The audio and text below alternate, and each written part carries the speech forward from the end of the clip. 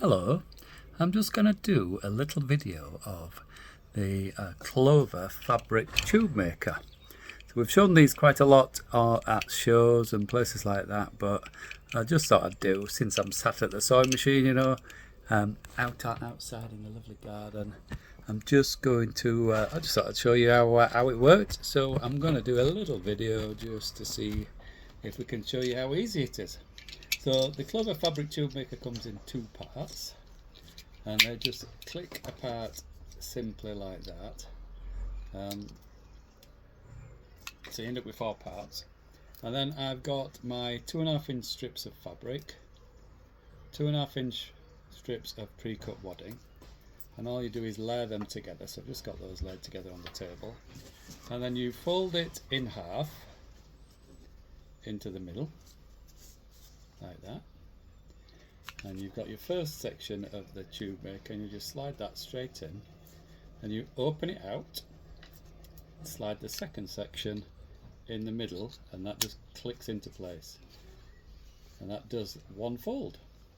Then you get it and fold it in half like that, and you do exactly the same with this one. So you pop it in that section, open it out into the middle, and just click that bit into the middle like that, and then that does the second fold. So you can see how easy it is to draw that through and that second fold there. So then what I'll do, if you can see on here, I'm trying to do it single-handedly. I'm just going to start to put this inside. If I can move that a bit closer. Inside of here I've just got a normal needle, normal sewing foot. So I'm just going to start this off slowly first of all, just to start it. And what we're doing is a straight stitch down the edge. And I might get brave and speed it up a little bit.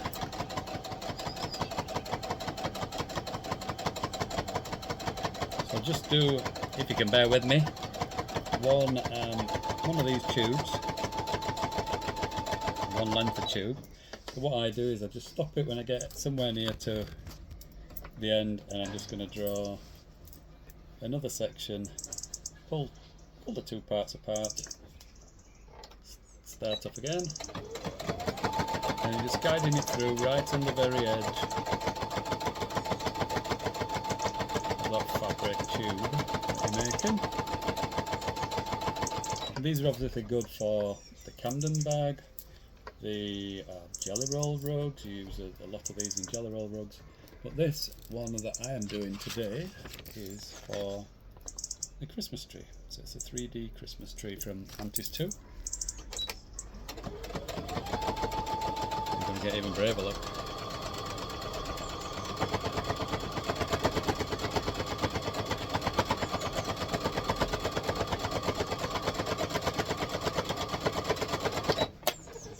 So how easy is it just to draw this through, pull the second section down,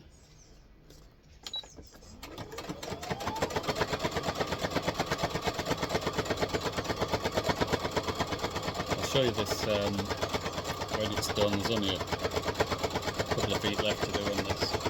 So this is full width of fabric, 44-inch. I've not joined it together because these are using individual strips for the Christmas tree, so we don't need to have them kind of chained or anything like that, like you would with a jelly roll rug.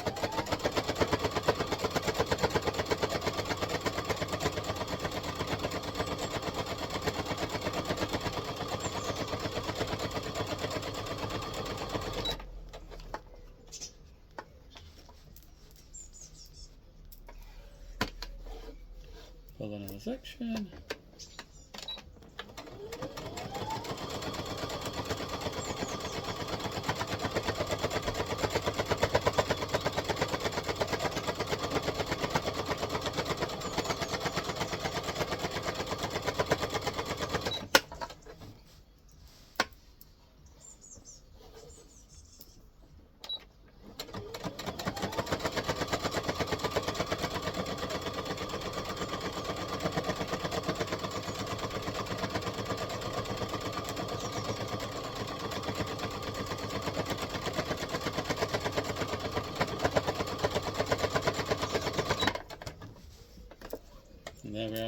end, so I'll just finish that little bit off.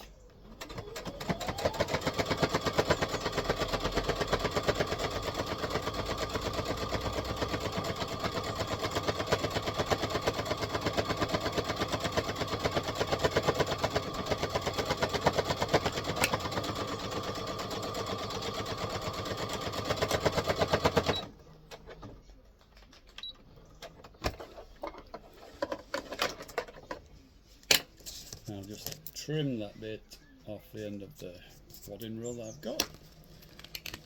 So there you have the fabric tube that we've just made, and in fact I've got a number of these already done, so I'll probably show you another one in a while when I'm zigzag stitching them together. So hopefully that showed you how quick and easy that is to use these Clover Fabric Tube Makers. We do sell these in our shop, $15.50. They're brilliant. Thanks for watching. See you later. Right, so we've cut out the fabric tubes and now I've just arranged them how I think they might look alright on the Christmas tree. So now we're going to just zigzag stitch these together. So in the pattern it tells you to do them in pairs before you join them all together, and the pairs should have those seams together like that. So I'm going to start doing that a second. I'm just going to pause this whilst I get it set up. So here is my two first sets of tubes that I'm going to zigzag stitch together. And what I've realised is the first wider section of your Clover Fabric Tube Maker is the perfect size, obviously, because we folded it in half, to hold them two together when you're zigzag stitching it. Holds them together just at the right tension, keeps them all together, stops them from twisting. So I'm just going to see how that works. I've got those two set up. I'm just going to set up my zigzag stitch, so bear with me one tick.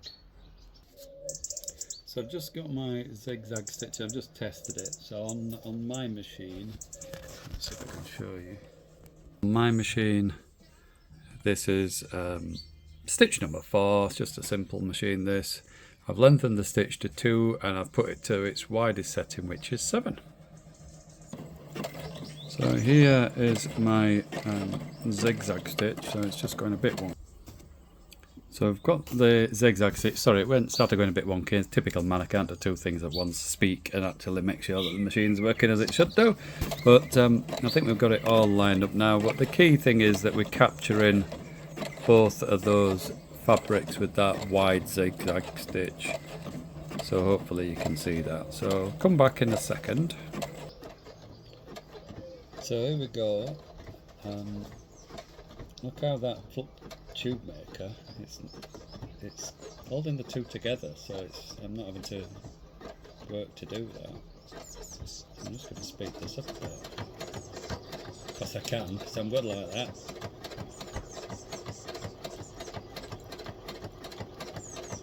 So I'll show you one set, and we do these in pairs, apparently, according to the pattern. It's the first time I've done it, so you're learning as I am.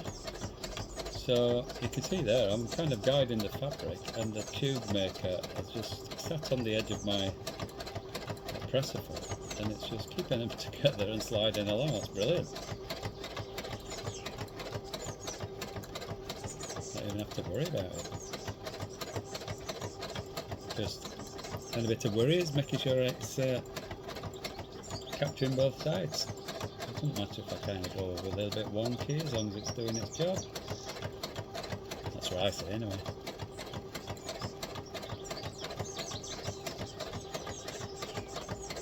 So I'll do a few of these, and then I'll come back in a second and show you how it's gone.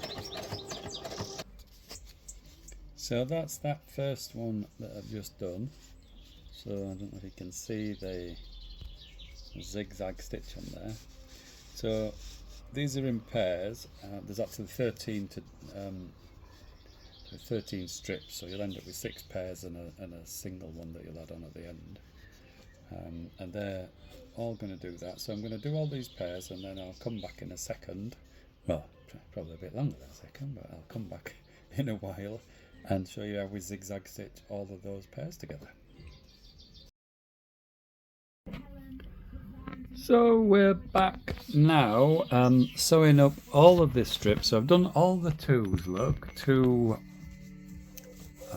in pairs with a little gizmo, and now all those pairs, apart from that first one, which there was going to be three because there was an odd one out, so I've made that into a three. We're now zigzag stitching these into the bigger part. So I'm just going to do this a little bit on here, look, just to see how this goes. I'm just guiding that manual a bit in my hand, make sure that goes into the middle. One thing with this, and it does tell you in the pattern, is you do need, it does take a lot of thread, obviously, with the zigzags and stitching the tube. So I've already gone through one of the bottom bobbins full of thread. I'm now kind of halfway through the second one, and Carol in the pattern does say have 3 at the ready, so I'm planning on the bottom one running out again.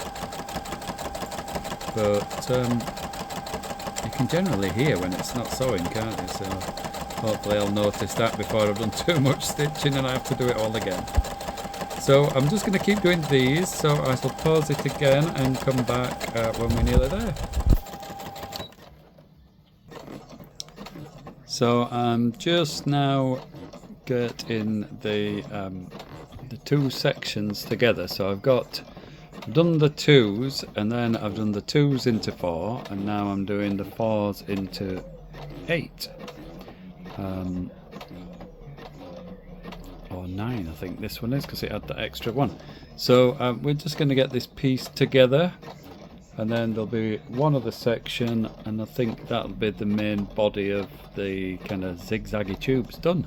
So keep tuned in a second for what happens next. I ain't got a clue, but we'll check it out. So there we've got our 13, 1, 2, 3, 4, 5, 6, 7, 8, 9, 10, 11, 12, 13 pieces, all zigzag stitched together. It looks okay-ish. I have been rushing it a little bit because it's for a sample to go on Create and Craft, but perhaps you'll have more time to take a bit of time and patience in it, make it look a bit neater than mine is, but we'll see how we get on with constructing it.